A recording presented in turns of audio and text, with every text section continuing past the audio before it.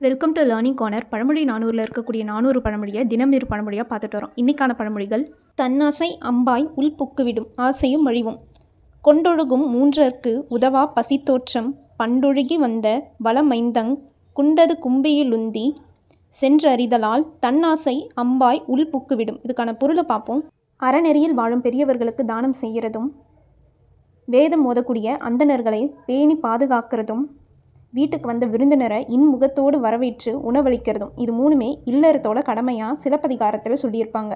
முன்பிறவியில் செல்வ வளத்தை யாருக்கும் கொடுக்காம உதவாமல் தான் மட்டுமே வைத்து வாழ்ந்து வந்தவங்களுக்கு இந்த காலத்தில் இந்த 3 கடமையும் செய்யக்கூடிய அளவுக்கு செல்வம் இல்லாமல் வறுமையுற்று இருப்பாங்க.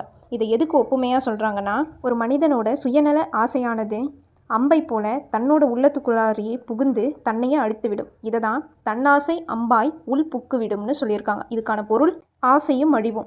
வீடியோவை லைக் பண்ணாமல் பார்த்துட்டு இருக்கிறவங்க லைக் பண்ணிட்டு பாருங்கள். அடுத்த பழமொழி: தனிமரம் காடாதல் இல் பகையை நீக்குதல். எதிர்த்த பகையை இளைதாய போழ்தே கதித்து கலையின் முதிராதே தீர்த்து நனி நயப்ப செய்தவர் நண்பெல்லாம் தீர தனிமரம் காடாதல் இல். இதுக்கான பொருளை பார்ப்போம். நமக்கு எதிராக ஒரு பகை உண்டாகிருக்குன்னா அதை இளமையிலேயே நம்ம அழித்து விட வேண்டும். அதை அழிக்கிறதோட அந்த பகைவருக்கு உண்டான நண்பர்களையும் அவங்கக்கிட்ட இருந்து பிரித்து விட்டுறணும். அப்போதான் அந்த பகை முதிராது. அதனால நமக்கு எந்த ஒரு பாதகமும் வராது. தனிமரம் என்றைக்குமே காடாகாது இல்லையா? அந்த மாதிரி தனித்து விட்டுறணும் அப்படின்றது தான் தனிமரம் காடாதல் இல். தனிமரம் தோப்பாகாதுன்ட்டு இந்த காலத்தில் இதை சொல்லுவாங்க. அதாவது பகையை நீக்குதல்ன்ட்டு பொருள். இன்றைக்கி பார்த்த இரு பழமொழி என்னது? தன்னாசை அம்பாய் உள் புக்குவிடும் ஆசையும் அழிவும். தனிமரம் காடாதல் இல் பகையை நீக்குதல்.